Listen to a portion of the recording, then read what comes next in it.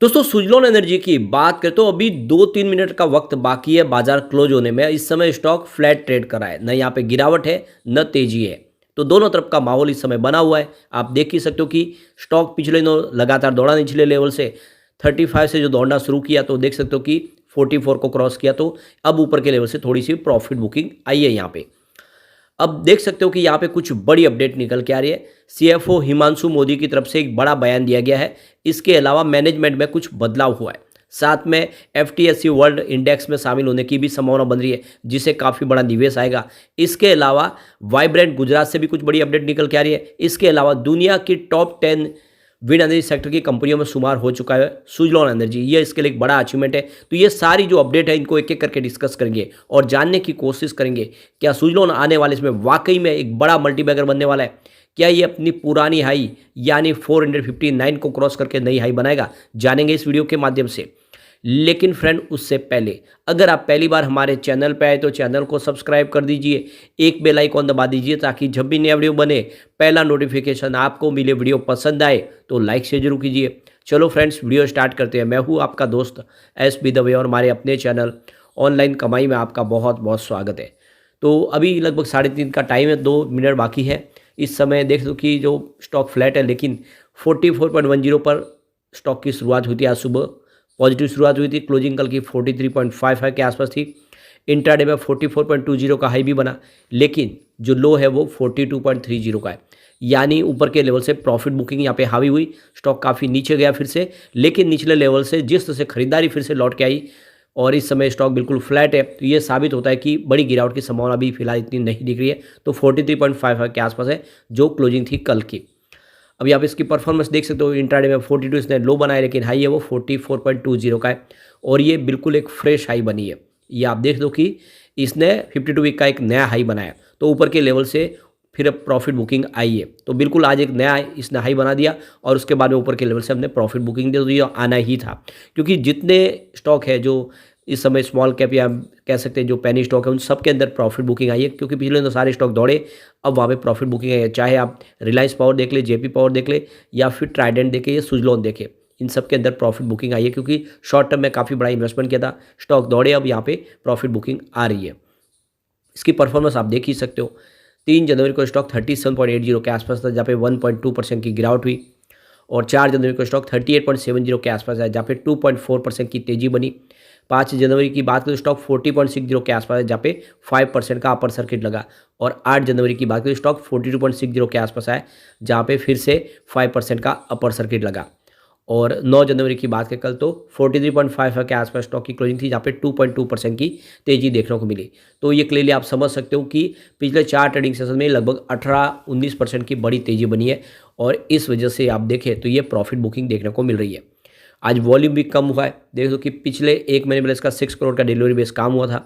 1 week पहले 8 करोड़ का delivery base काम हुआ। कल 12 करोड़ का वॉल्यूम होता, पूरा का पूरा डिलीवरी बेस है, क्योंकि एएसएम लिस्ट में शामिल है। फिलहाल इसमें इंट्राडे ट्रेडिंग बिल्कुल बैन है, आप सिर्फ इसको डिलीवरी बेस ही इसमें काम कर सकते हैं। आज 6 करोड़ का वॉल्यूम है, कल के मुकाबले वॉल्यूम लगभग आधा है।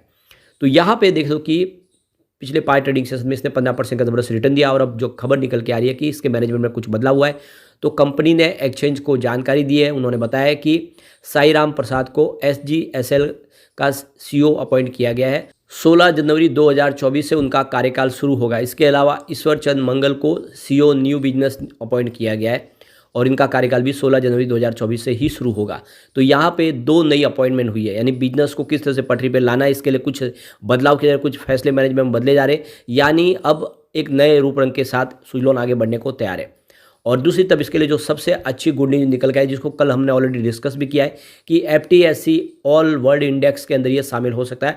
आईएफएल अल्टरनेटिव ने इसकी जानकारी दी है और देख सकते हो कि 13 फरवरी को एमएससीआई ग्लोबल इंडेक्स में भी बदलाव होने वाला है। हो सकता है कुछ रेटिंग में बदलाव हो इसके, और रेटिंग सुधरती हुई दिखाई दे उसमें। और जो सबसे बड़ी बात है कि ये जो वर्ल्ड ऑल इंडेक्स में शामिल होने का मतलब ये कि एफटीएससी के माध्यम से यहाँ पे 742 करोड़ का बड़ा नया इन्वेस्टमेंट और सुजलॉन में आ सकता है। यानी नए इन्वेस्टर सुजलॉन में निवेश कर सकते हैं, जो ग्लोबल मार्केट से निवेश आएगा सुजलॉन में। ये सुजलॉन के लिए बहुत बड़ी गुड न्यूज है। इसके अलावा देखें तो जो सीएफओ है हिमांशु मोदी, उनकी तरफ से जो लेटेस्ट बयान निकल कर आया है, उनका कहना है कि हमारी ऑर्डर बुक 2 गीगावाट तक पहुंच चुकी है। यानी आप देखोगे पहले जो 1600 गीगावाट की ऑर्डर बुक थी, अब वो 2 गीगावाट को टच कर चुकी है। ये बहुत बड़ी बात है। लेटेस्ट अभी सुजलॉन के पास 2 गीगावाट का ऑर्डर बुक है और कंपनी आने वाले 2 क्वार्टर में इस पूरे ऑर्डर को कंप्लीट करेगी। इसकी जानकारी भी हिमांशु मोदी ने दी है। हिमांशु मोदी का कहना है कि मैनेजमेंट ने जो फैसले लिए थे वो सारे पॉजिटिव साबित हो रहे हैं और काफ़ी मजबूत हमारी बैलेंस शीट हो चुकी है। लगातार हमारा बिजनेस बढ़ रहा है और हम बहुत अच्छी पोजीशन में इस समय आ चुके हैं।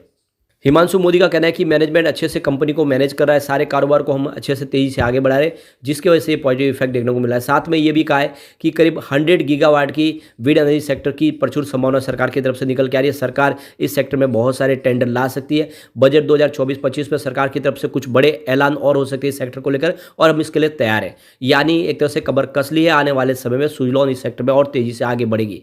अब दुनिया की टॉप 10 विंड पावर कंपनी के अंदर सुजलॉन शुमार हो चुकी है। ये इसके लिए एक बहुत बड़ा अचीवमेंट है। तो इंडिया से जो पहली कंपनी है तो वो सुजलॉन ही है। तो यहाँ पे देखिए टॉप 10 पे यहाँ पे सुजलॉन एनर्जी है, जिसका $403 मिलियन का टोटल रिवेन्यू है और इसकी कंट्री इंडिया है। 17 कंट्रीज़ में कंपनी काम करती है और ऑस्ट्रेलिया, अफ्रीका, यूरोप में और अमेरिका में भी इसका बिजनेस है और आप देख सकते हो काफ़ी तेज़ी से बिजनेस बढ़ रहा है।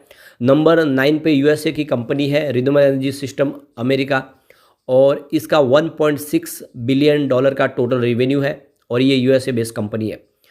8 नंबर पे देखें तो आपको यहाँ पे ईडीपी रिन्यूएबल नॉर्थ अमेरिका दिखाई देगा, जिसका रेवेन्यू $2.6 बिलियन के आसपास है। ये भी यूएसए की कंपनी है। इसके अलावा अगर आप देखें तो नंबर 7 पे आपको यहाँ पे एवनग्रिड दिखाई देगी। ये भी एक यूएसए की कंपनी है। इसका रेवेन्यू $7.9 बिलियन के आसपास है। इसके बाद अगर आप देखें तो 6 नंबर पे आपको वेस्टास दिखाई देगी। यह डेनमार्क की कंपनी है और इसका टोटल आप रेवेन्यू देखें तो $15.5 बिलियन के आसपास है। नंबर 5 पे आपको यहाँ पे देखोगे नेक्स्ट एरा दिखाई देगा और नेक्स्ट एरा का जो टोटल रेवेन्यू देखें तो ये आपको $21 बिलियन के आसपास दिखाई देगा और कंट्री इसकी भी यूएसए है। 4 नंबर पे देखें तो आपको यहाँ पे RWE रिन्यूएबल्स दिखाई देगा और ये भी यूएसए की कंपनी है, जिसका रेवेन्यू देखें इस समय तो $41.7 बिलियन के आसपास है। नंबर 3 पे मित्सुबिशी हैवी इंडस्ट्रीज है। ये जापान की कंपनी है और इसका रेवेन्यू $30.3 बिलियन के आसपास है। और नंबर 2 पे आप देखें तो जनरल इलेक्ट्रिक दिखाई देगा। ये भी यूएसए की कंपनी है, जिसका रेवेन्यू $76.6 बिलियन के आसपास है। और नंबर 1 पे सीमेंस है। यह जर्मनी की कंपनी है और इसका $78 बिलियन का टोटल रिवेन्यू है। तो इस तरह से इस रैंक में इंडिया की शामिल होने वाली अकेली कंपनी सुजलॉन है और बाकी ज़्यादा करके देखें तो मोस्टली सारी यूएसए की कंपनी है, एक जापान की कंपनी, एक जर्मनी की कंपनी है। तो कुल मिला के एक बड़ा अचीवमेंट है सुजलॉन के लिए। बड़ी गुड न्यूज़ गुजरात से निकल के आ रही है। पीएम नरेंद्र मोदी ने वाइब्रेंट गुजरात का इनॉग्रेशन आज कर दिया है गांधीनगर से और आप देख दो कि इसमें बहुत सारा निवेश ग्रीन एनर्जी सेक्टर में आ सकता है। 3 दिन का ये जो पूरा का पूरा इवेंट होगा, इसमें बड़े बड़े फैसले लिए जाएंगे। विश्व के काफ़ी देश यहाँ पे ऑलरेडी आ चुके हैं। सबसे जो बड़ी बात है रिन्यूएबल सेक्टर के लिए, कल सेमिनार रखा गया 11 जनवरी को, जिसमें कुछ बड़े फैसले लिए जा सकते हैं, कुछ बड़ा निवेश आ सकता है। दूसरी तरफ डच कंपनी की तरफ से कहा गया कि $3.6 बिलियन का बड़ा निवेश किया जा सकता है इस वाइब्रेंट गुजरात के दौरान, जिसमें उनका इस समय फोकस देखें तो ग्रीन एनर्जी सेक्टर है, जिसमें वो काफ़ी बड़ा निवेश कर सकते हैं। तो देख सकते हो कि सुजलॉन के लिए बहुत सारी अपॉर्चुनिटी है। विश्व के काफ़ी देश है जो इस समय इन्वेस्टमेंट कर रहे थे और सुजलॉन के पास वो मौका है, क्योंकि इसकी इंडिया की सबसे बड़ी और पुरानी कंपनी है विंड एनर्जी के। इसके पास बहुत सारे प्रोजेक्ट आ सकते हैं। ऐसे में ये बहुत अच्छा मौका है कि आप इस समय खरीदारी कर ले। आने वाले समय ये सुजलॉन आपको मालामाल कर देगा। एक बार इसके पिवट लेवल को चेक कर लेते हैं। यहाँ से अगर गिरावट होती है तो 42 का पहला सपोर्ट है, ये टूटा तो 40 तक स्टॉक जाएगा। बड़ी गिरावट हुई तो 39 तक जाने की संभावना है। पॉजिटिव माहौल बना तो 44 का फर्स्ट रेजिस्टेंस है। इसको पार करते ही स्टॉक आपको 45 तक ज़्यादा दिखा देगा। एक बार 45 हो गया तो फिर 47 तक भी जा सकता है। इसका तीसरा रेजिस्टेंस है। तो बस लॉन्ग टर्म का नजरिए के निवेश करें। आने वाले समय में सुजलॉन आपको 469 से ऊपर जाता हुआ दिखाई देगा, जो इसकी 459 के उसको हाई को पार कर सकता है। तो बिल्कुल नजरिया लॉन्ग टर्म का लेके निवेश करें। लेकिन फ्रेंड, कोई भी इन्वेस्टमेंट करने से पहले अपने फाइनेंशियल एडवाइजर बारे ले ले या अपना खुद का रिसर्च करें, क्योंकि मैंने वीडियो आपके एजुकेशनल पर्पज़ के लिए ही बनाया। वीडियो पसंद आए तो लाइक से जरूर कीजिए और चैनल को सब्सक्राइब कर दीजिए। Thank you friend.